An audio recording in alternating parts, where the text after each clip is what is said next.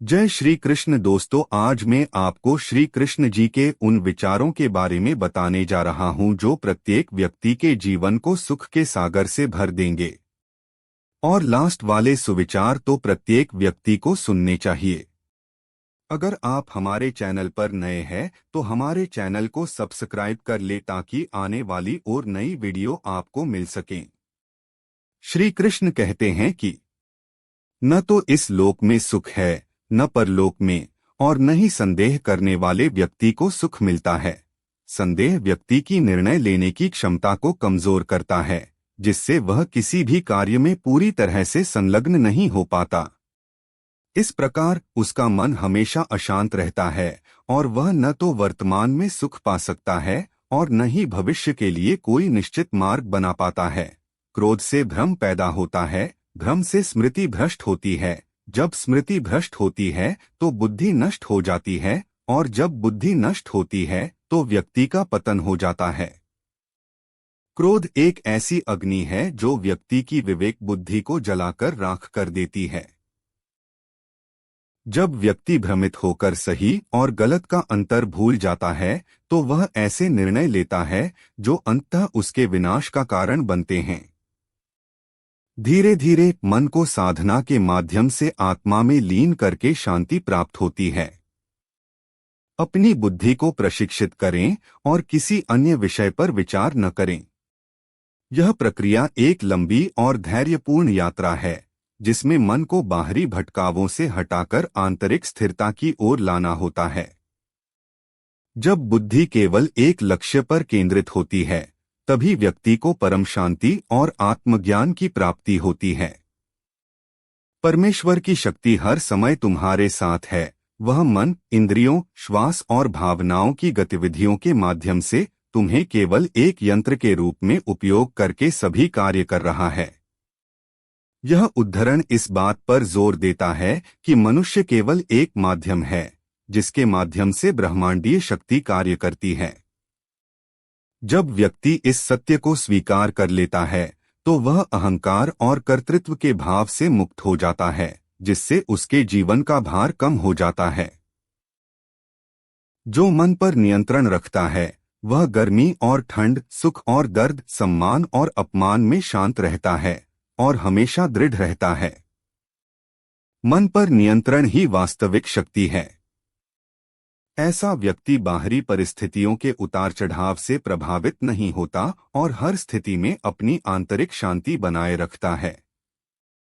उसकी दृढ़ता उसे जीवन की चुनौतियों से पार पाने में मदद करती है। बुद्धिमान व्यक्ति ज्ञान और कर्म को एक ही रूप में देखता है, वे सही मायने में देखते हैं। ज्ञान और कर्म एक दूसरे से अलग नहीं हैं। सच्चा ज्ञान वह है जो सही कर्म की ओर ले जाता है।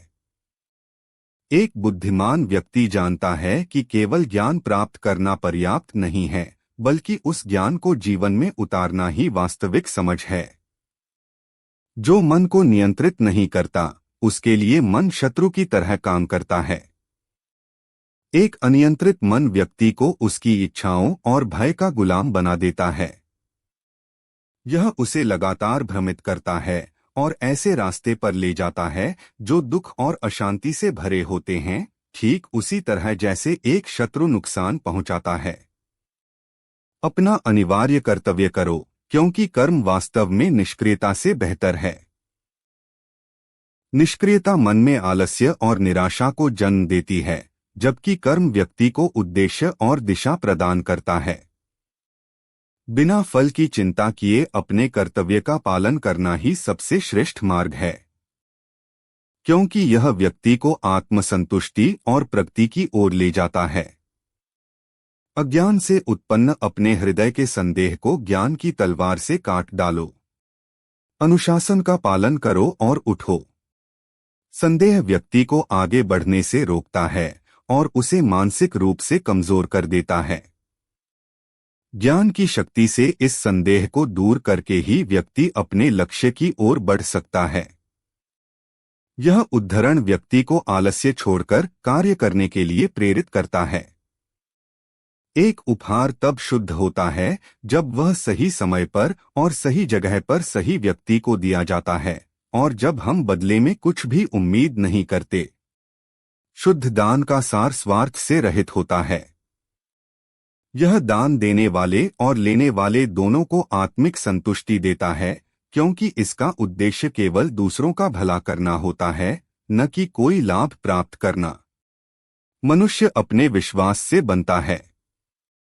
जैसा वह विश्वास करता है वैसा ही वह है।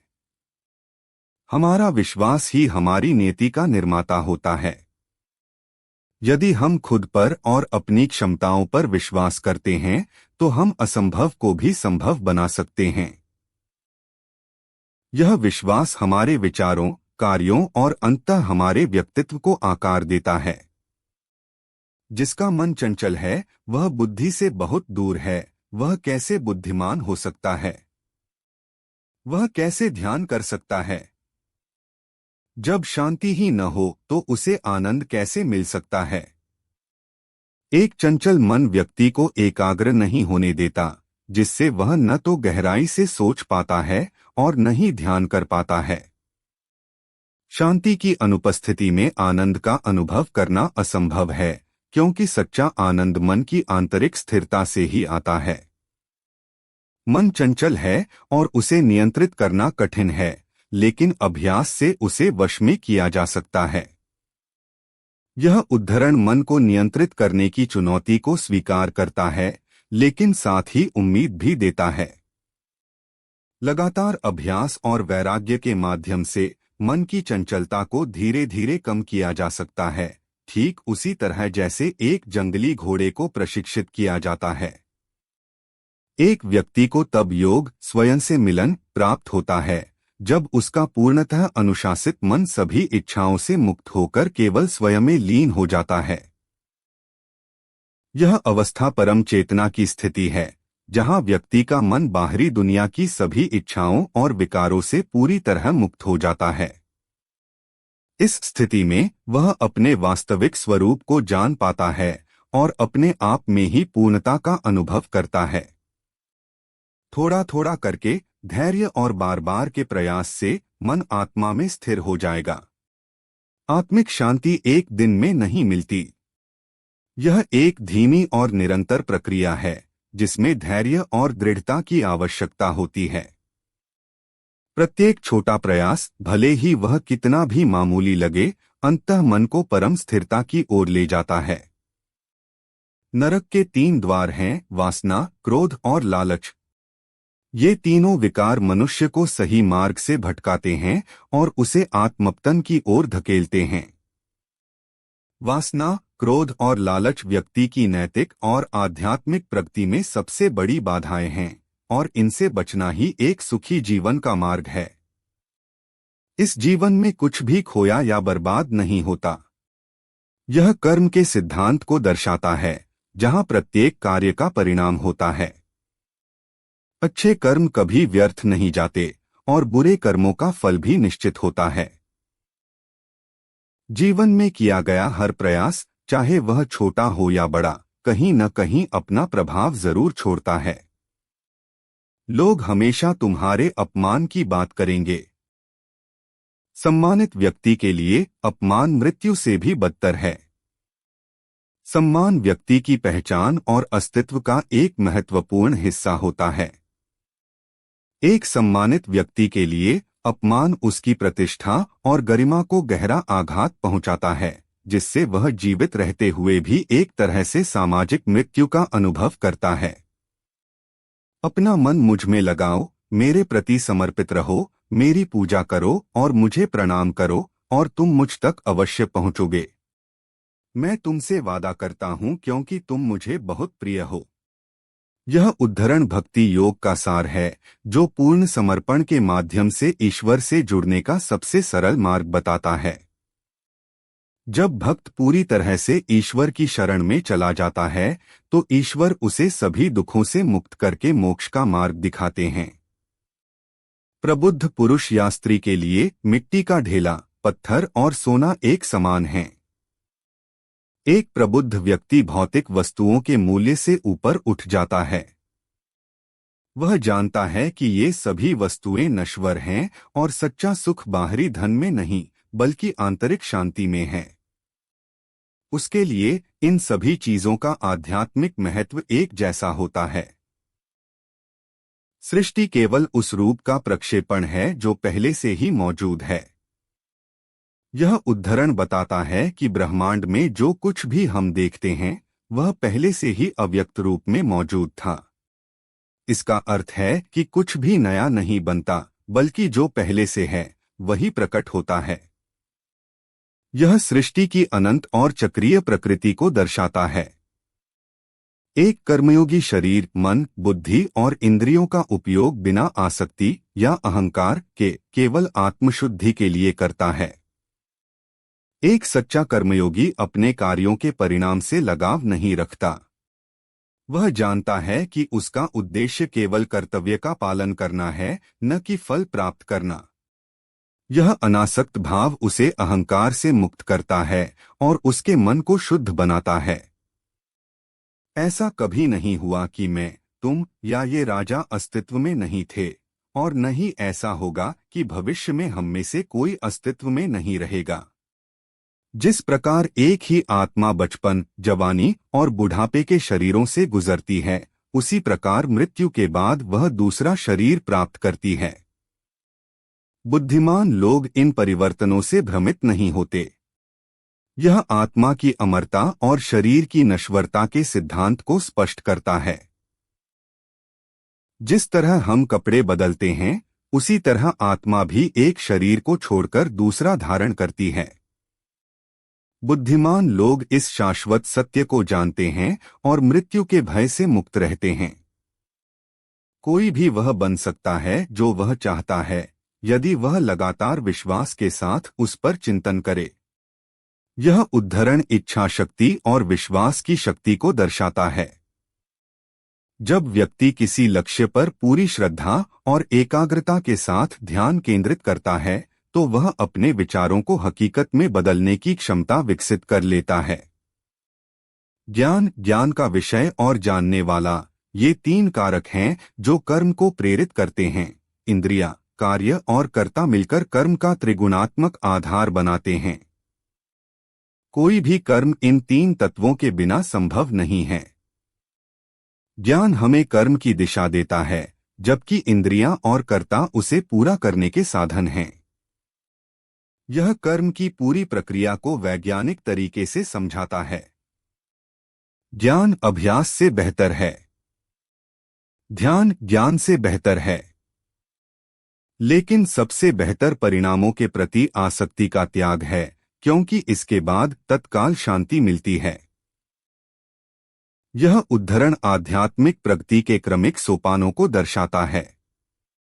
ज्ञान हमें रास्ता दिखाता है, ध्यान हमें एकाग्रता देता है, लेकिन जब हम कर्म के फल से पूरी तरह से मुक्त हो जाते हैं, तभी हमें परम शांति मिलती है। जो लोग बहुत अधिक खाते हैं या बहुत कम खाते हैं, जो बहुत अधिक सोते हैं या बहुत कम सोते हैं, उन्हें ध्यान में सफलता नहीं मिलेगी।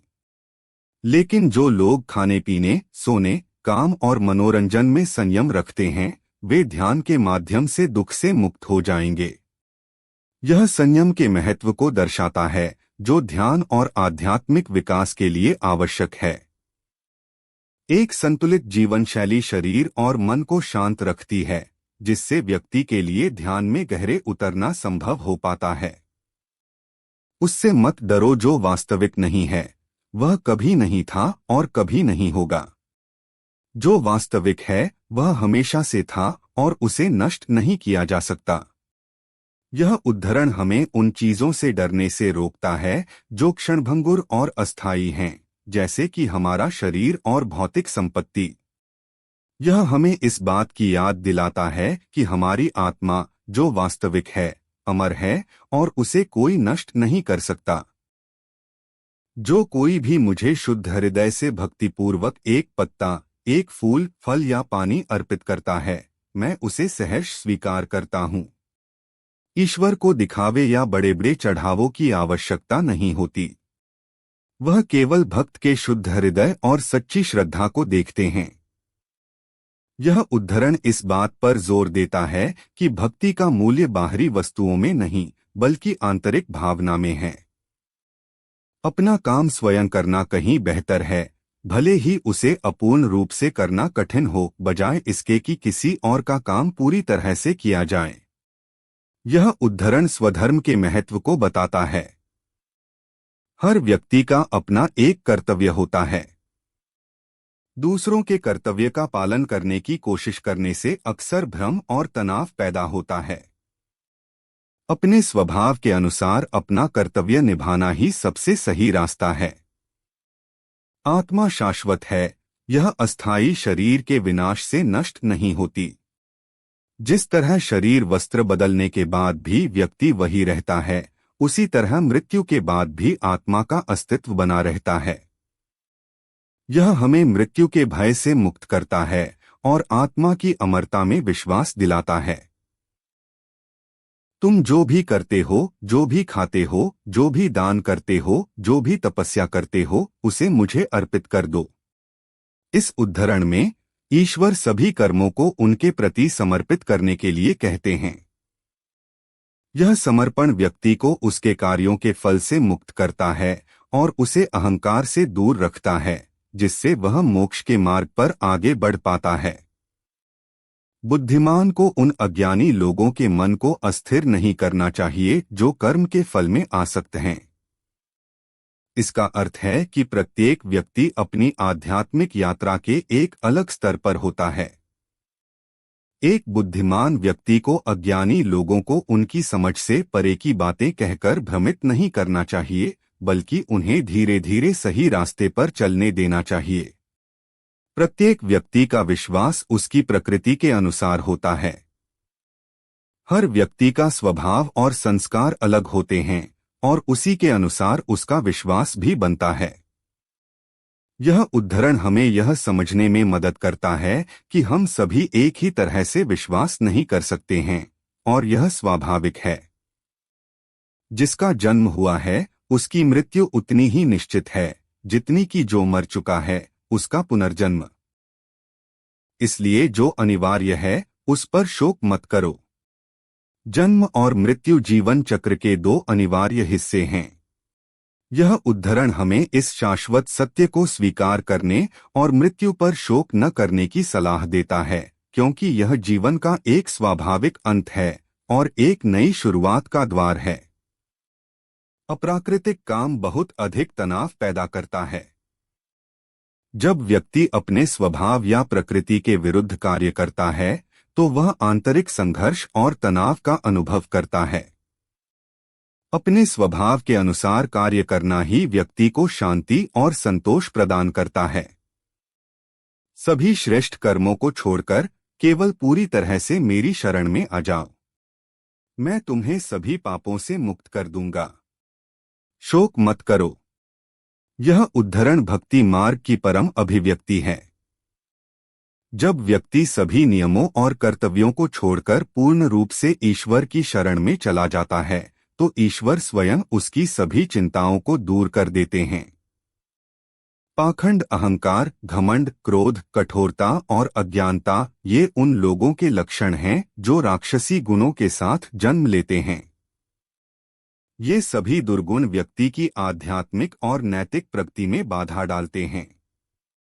ये गुण उसे दूसरों से दूर करते हैं और उसके अंदर नकारात्मकता भर देते हैं, जिससे उसका पतन होता है।